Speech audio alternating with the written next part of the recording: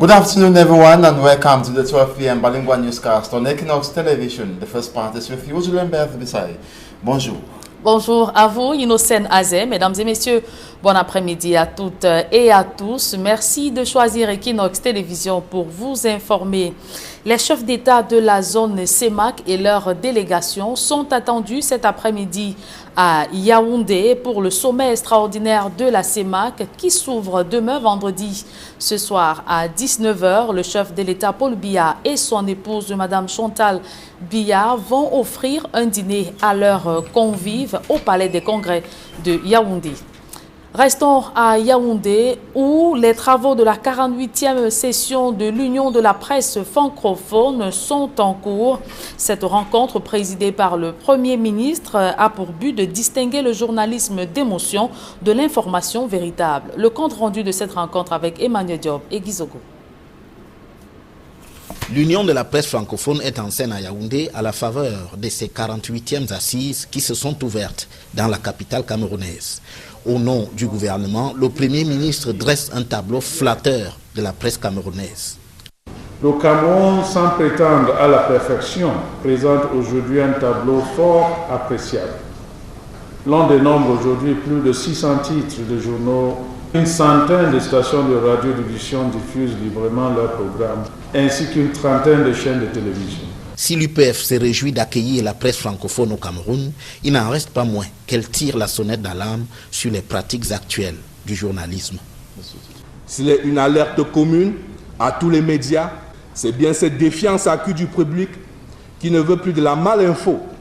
Dans un récent ranking, le rêve d'être journaliste arrivait loin à la 184e position. Donc c'est à celui qui fait plus d'effets, à celui qui obtiendra le plus de likes, à celui qui trouvera la phrase assassine, à celui qui réunira le mieux la gadoue. Ce journalisme en trompe-l'œil fait de nous ce que d'aucuns peuvent appeler des commerçants de l'émotion, des colporteurs de rumeurs, des fabricants de fake news. Partie prenante à ces assises, l'Organisation internationale de la francophonie, sans accabler les journalistes, appelle à la clarification. Il ne faudrait pas confondre le journalisme d'émotion ou l'émotion du journalisme avec le sensationnalisme. Parce que si l'émotion est une donnée fondamentale chez tout être humain, en revanche, le sensationnalisme est une construction intellectuelle qui nuit à la bonne pratique du journalisme. Dans tous les cas, l'Union de la presse francophone croit savoir qu'elle entend repartir d'un bon pied avec ses 48e assises. L'UPF est venu à Yaoundé pour réaffirmer le droit des citoyens à une information crédible, équilibrée et féconde. Yaoundé devra marquer le renouveau de l'information et des pratiques professionnelles dans l'espace francophone. Le thème de ces assises, journalisme d'émotion, journalisme d'information, s'y prête. D'autant que des réflexions de haut vol avec d'éminents praticiens du journalisme y seront déroulées jusqu'au 22 novembre prochain. Une solution militaire ne pourra pas ramener la paix dans les deux régions anglophones du Cameroun, de même que le grand dialogue national a été plus symbolique que concret. Ces déclarations sont du sous-secrétaire américain, le sous-secrétaire d'État américain en charge des affaires étrangères au sujet de l'enlisement de la crise anglophone. Tibor Nage s'exprimait ainsi lors du Congrès américain. Jean Pochouniat. À sa session de novembre 2019, la Commission des affaires étrangères du Congrès américain demande des comptes sur la situation du conflit armé dans les deux régions anglophones du Cameroun, sur les initiatives pour un retour à la paix. Le sous-secrétaire d'État américain en charge des affaires africaines parle de la vacuité du grand dialogue national, tenu le 31 septembre au 4 octobre dernier. Pour Tibor Nage, cette palabre nationale n'a rien produit de concret. Nous suivons de près le processus des pourparlers. Nous avons suivi le grand dialogue national. Il semble plus symbolique que concret. Les yeux et les oreilles de Washington en Afrique déplore que jusqu'ici, la situation continue de se détériorer, avec des personnes tuées et des infrastructures socio-éducatives saccagées. Mais la vérité, c'est que les proches du président Biya le rassurent d'une victoire militaire. La vérité, c'est que ce conflit ne saurait se régler de façon militaire. Devant une crise qui s'enlise depuis 3 ans, causant déjà plus de 2000 morts et 600 000 déplacés internes et réfugiés, le monsieur Afrique de la Maison-Blanche suggère la tenue d'un dialogue franc avec toutes les parties prenantes au conflit pour un réel retour à la paix au sud-ouest et au nord-ouest. C'est vrai que le Cameroun a plus de 200 langues locales, mais le pays avait 2 cultures coloniales bien distinctes au moment de la réunification. Il faut un vrai dialogue, il faut un transfert de pouvoir aux régions, mais la difficulté c'est dans l'implémentation. De toutes les recommandations issues du Grand Dialogue national, le président Paul Biya a juste confirmé le statut spécial annoncé pour les 2 régions anglophones. Plus d'1 mois et demi après le Grand Dialogue national, le Cameroun tout entier et les populations des 2 régions anglophones attendent toujours l'implémentation des résolutions. Et en tournée dans les régions anglophones dans le cadre de la sensibilisation des populations pour un retour de la paix dans ces régions du Cameroun, le cardinal Christian Toumi a déclaré que la majorité des exactions des civils commises par des éléments sont commises par des éléments de l'armée. Je vous propose de l'écouter. 400 personnes ont été tuées dans le diocèse de Kumbo. L'évêque de Kumbo et certains prêtres ont réalisé une étude. La majorité des personnes tuées n'ont pas été le forfait des séparatistes parce qu'ils n'ont pas les armes sophistiquées identiques à celles de l'armée. Peut-être s'ils étaient détenteurs de ces armes, ils auraient tué plus de personnes, mais ils n'ont pas la possibilité de le faire. L'armée arrive, peut-être un rebelle a tué un soldat, ils entrent dans la famille et tuent tout le monde.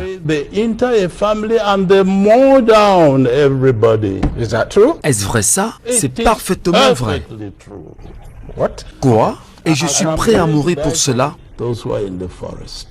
À ceux qui sont dans les forêts, je leur demande de déposer les armes pour l'amour de leurs frères et sœurs.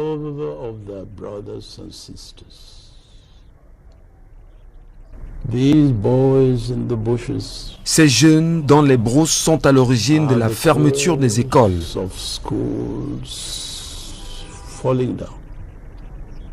Leurs frères et sœurs ne vont pas à l'école à cause d'eux.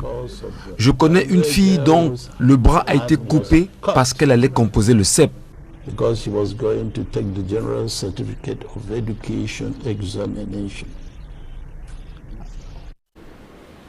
À l'approche des législatives et municipales de 2020, les militants du MRC à Banga, dans le département du Mungo, éprouvent des difficultés dans la constitution de leur dossier. Ils dénoncent l'application des frais dans la délivrance de l'attestation de non-redevance pour un communiqué du directeur général des impôts qui indiquait la gratuité de ces documents. Nadine Yambou.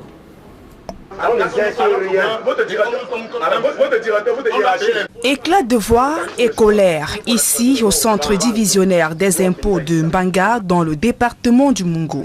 Des militants du MRC dénoncent une arnaque à ciel ouvert dans la procédure de délivrance de l'attestation de non-redevance en vue du double scrutin municipal et législatif de février 2020 au Cameroun. On nous demande de 86 000 francs. Tu vides, je suis au chômage, je ne fais rien. Je travaille pour payer 86.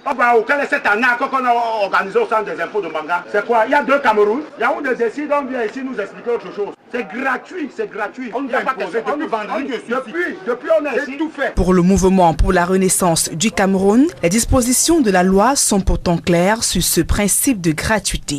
La faisabilité de l'opération sur le terrain est concrète à ce que la réglementation demande. Parce que voyez-vous, le code pénal, dans ses dispositions 295, consacre le principe de la gratuité de tout document sollicité à l'occasion des élections législatives ou municipales. Mais grande est notre surprise de constater que l'administration fiscale, à l'occasion de cette opération, pense devoir profiter de cette opération pour recouvrer les impôts sur les candidats. L'avocat au barreau du Cameroun poursuit en indiquant que l'État dispose de tous les moyens nécessaires pour contraindre un citoyen à se mettre en règle au cas où il ne s'acquitte pas de ses obligations et dénonce de basses manœuvres des pouvoirs publics. Il est loisible à cette administration qui estime qu'un contribuable de la cité n'est pas à jour de ses paiements de ses impôts, de saisir la personne par d'autres voies. L'élection n'est pas le lieu pour recouvrer les impôts, nous le disons.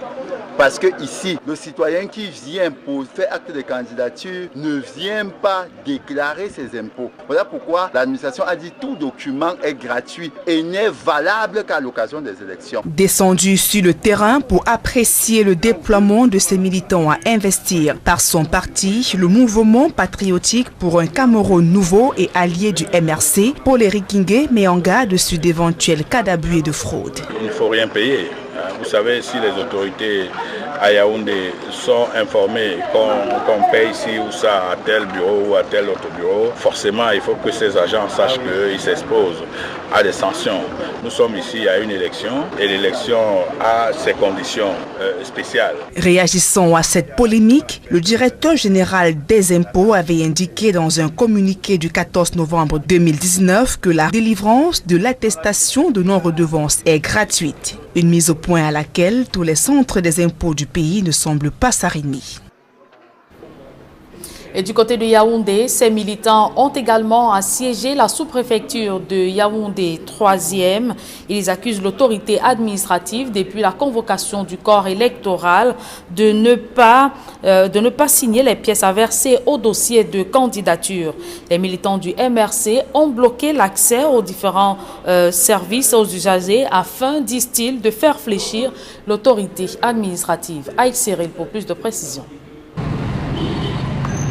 À la sous-préfecture de Yaoundé 3e à Efoulan, les militants du MRC sont en colère.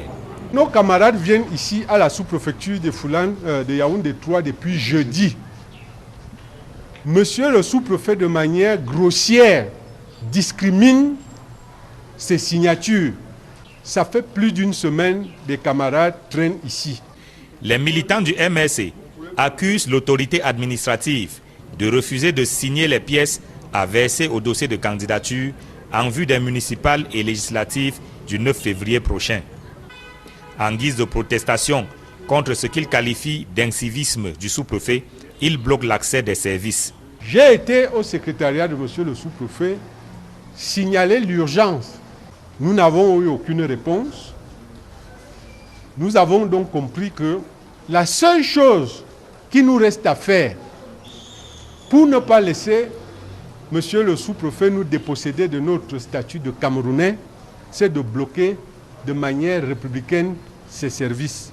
Le ton monte entre les militants du MRC et d'autres usagers qui sollicitent eux aussi les services du sous-préfet.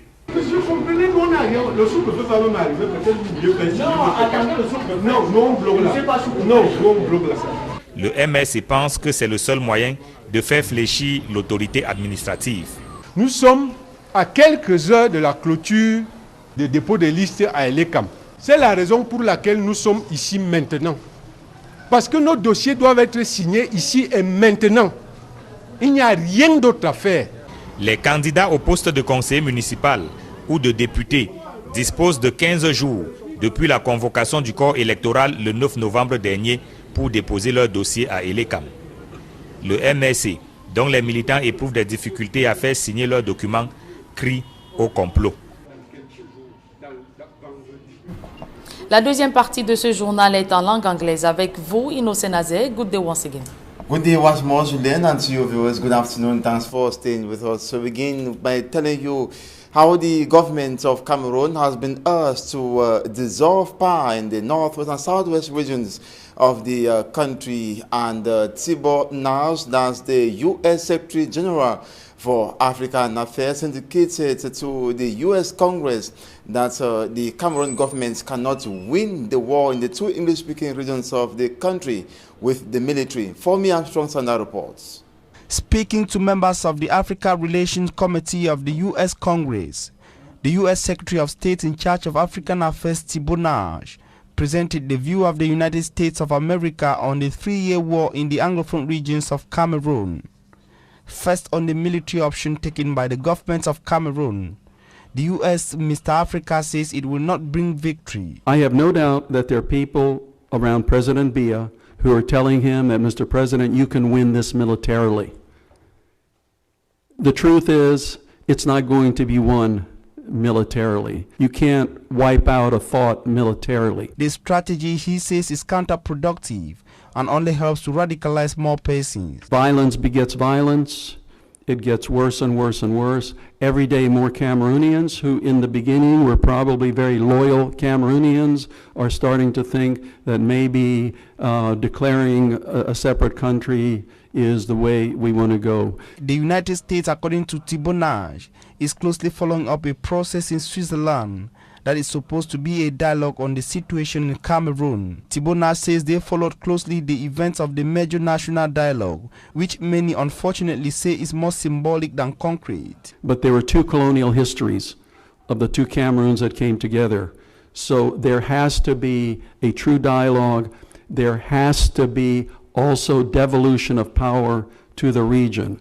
Now, allegedly, the government of Cameroon has said that there will be, but the proof is always in the implementation.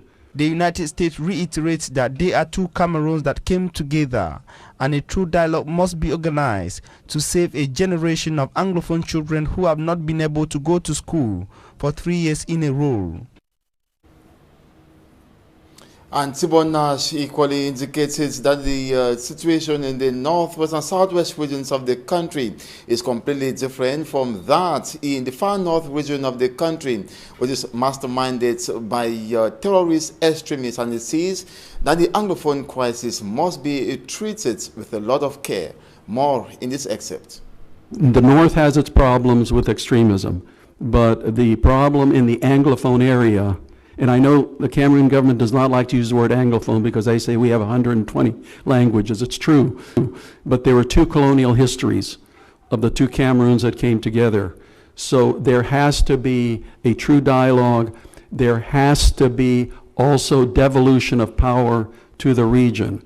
Now, allegedly, the government of Cameroon has said that there will be, but the proof is always in the implementation. So that has to be put out there as real as is it federalism? Is it a type of decentralization? Something so that the people who are still moderates can gravitate towards that. Because, sir, for the third year in a row now, the Cameroonian children in the southwest and the northwest are not going to school for practical purposes. So are we going to have a whole lost generation of Cameroonians? Phenomenally sharp country, should be easily middle income and forward. So I wish I could give you better news. And over 650 internally displaced persons of the Anglophone crisis are currently living under deplorable conditions in Makinene and equally the Bam and Enugu division of the central region of the country, and they have been calling for assistance, and the reason why the Minister of Territorial Administration did not fail to answer presence where they are residing, and he granted them humanitarian aid of different sorts. Details with Hemini Luga. No matter how receptive and welcoming communities could be across the country to internally displaced persons, life is hardly the same to this overgrowing population pushed out of their respective hometowns as a result of social and political inclined misunderstandings. Today, internally displaced persons are in almost all the other 8 untroubled regions, and their daily experiences are yet to be desired. Most of the displaced kids have almost become school dropouts. The parents on their part who once had fruitful activities before the outbreak of the crisis have also become jobless, and as such are finding it difficult to survive with family members. These are just a few difficulties faced by internally displaced persons across the National Triangle, amongst whom are the over 600 IDP families living in Makinene and others living in the Bam and Enugu division in the central region of Cameroon. In its emergency humanitarian assistance plan, the Ministry of Territorial Administration and Decentralization representing the state has attempted sequential aid to the displaced. Let us consider that what is happening is just an obstacle, but which at the end of the journey will reinforce the notion of national unity. Sooner or later, very soon, I can say things will come back to normalcy. We are working towards that objective. All the children who are going to school here, President Paul Biya has instructed that you should go to all the government schools free. You have nothing to pay. But beyond the routine assistance, the remarks made on the field, it's glaring the IDPs need basic commodities, but beyond all, they need more of shelter, quality feeding, access to health facilities when sick, as well as education for a future generation, amongst other bulk of necessities. CRM militants in Banga, that's in the Mungo division of the Littoral region of Cameroon, have vowed to paralyze works at the Divisional Taxation Office if they are not delivered their tax clearance for the municipal and legislative elections next year. The required demand for 86,000 francs CFA by the taxation officials before acquisition of the tax clearance for the February 9, 2020 election, whereas the penal code stipulates it is obtained free of charge for this purpose. Details in this report. Disgruntled militants of the Cameroon Renaissance Movement Party at the Mbanga Divisional Taxation Office in the Mungo division of the Littoral region agitating over moves to extort fabulous sums of money from them before having their tax clearance for the twin election next year, whereas the penal code stipulates it is free of charge. Le code pénal, dans ses dispositions 295, consacre le principe de la gratuité de tout document. They are being compelled to pay 86,000 francs CFA before further procedures. Alors, donc, comment faire? Il y a petit franc. I don't know whether this very environment will be in Bangana, a different Cameroon, on a the very Cameroon where Yaoundé de Roland. Or any area, you get your own law. Je suis un chômeur, je ne fais rien. Je travaille pour payer 86 000. Quelle est cette année qu'on a organisé au centre des impôts de Banga? A legal mind clarifies any election is not a tax collection avenue. Le citoyen qui vient pour faire acte de candidature ne vient pas déclarer ses impôts. Voilà pourquoi l'administration a dit tout document est gratuit et n'est valable qu'à l'occasion des élections. While in the field to salute mobilization of his militants, Paul Eric Kinge, president of the National Patriotic Movement for a New Cameroon and the ally to the CRM, warns against this fraudulent practice. Il ne faut rien payer. He orders no dime be paid and that if the government is aware, such an agency will be exposed to sanctions as elections have their special conditions. Nous sommes ici à une élection et l'élection a ses conditions spéciales. Nice. We go there for you until they give a document because we no go there give a document because don't make a more no say document give free and it's free in Cameroon. The Director General of Taxation in a communique dated November 14, 2019 indicated that acquisition of tax clearance by candidates running for the municipal and legislative elections is free. The over 400 anticipated retired workers of Le Plantation, the Haute-Penja, are more determined to proceed with their strike while criticizing on a firm note their forceful retirements. They have insisted to have a tete-a-tete with the general manager and entire managing boards of the structure for to clarify them on the reasons why they have taken to give them the very short periods to work.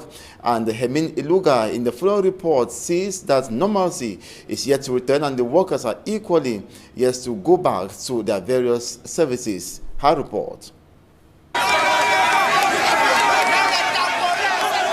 At La Plantation de Haute-Penja, serenity is yet to reign. Above 24 hours after the strike by over 400 workers, the forcefully retired workers are determined. Concrete explanations they say should be given them on your anticipated retirement and your take-off allowances should be paid properly. Almost out of control as they expressed your grief, the tussle at this juncture has been with the forces of law and other present on the site, a situation which this far turned the atmosphere in Penja topsy-turvy, affecting the local community. Et comme ils ont décidé de nous licencier, ils ne sont pas en train de payer nos droits tel que cela se doit.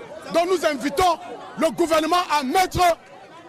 They have decided to fire us without paying our rights. Let the government look into the matter. We don't want war. People have worked for years and they are paid meager packages like 500 and 800,000 CFA francs. Quelqu'un qui a 34 ans de service, on le licencie. On nous donne 850 000 francs. Nous ne voulons pas ça. The workers insist the lone remedy to the situation would be a tête-à-tête with the director of Les Plantations de Haut-Penja so that they table their immediate expectations. I am at 17 years of work. What will I do with it when fired this week? They sent us to banks and some of us borrowed money. How do we do now with the banks? They weren't supposed to be fired this way. In their shoes, I will do same.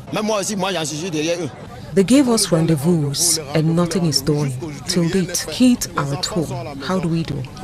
We have made 18 months and above 28 months for some without salary. They asked us to wait. We have supported the situation enough. By the time Equinox recorders and cameras left the scene site, the divisional delegates of labor in the Mungo, local authorities and administrators within the troubled Les Plantations de Haut-Penja took on a closed-door meeting. The workers on their part hope this would lead to a point of agreement. The CEMAC Summit opens in the nation's political capital tomorrow, and today heads of the CEMAC sub-region are expected in the nation's political capital. And meantime, the President of the Republic, Paul Biya, has ordered for the special recruitment of 500 translators and interpreters into the public service. The recruitment, which is reportedly open to graduates residents in Cameroon or abroad, will be conducted over a period of 5 years with effect from the 2020 financial year at the rates of 100 translators and interpreters per year. The information is contained in a release signed by the Minister of State, Secretary General of the Presidency of the Republic, Ferdinand Gongo. It outlines the decision is one of the steps in the implementation of the recommendations of the major national dialogue. And that ends this edition of the 12 p.m. Bilingual Newscast. Thanks so much for watching. We shall be back at 4 p.m. Julien Berth à 16h. On se voit à 16h, Innocent Azem. Mesdames et messieurs, c'est ici que s'achève cette édition bilingue du journal. Merci de votre fidélité.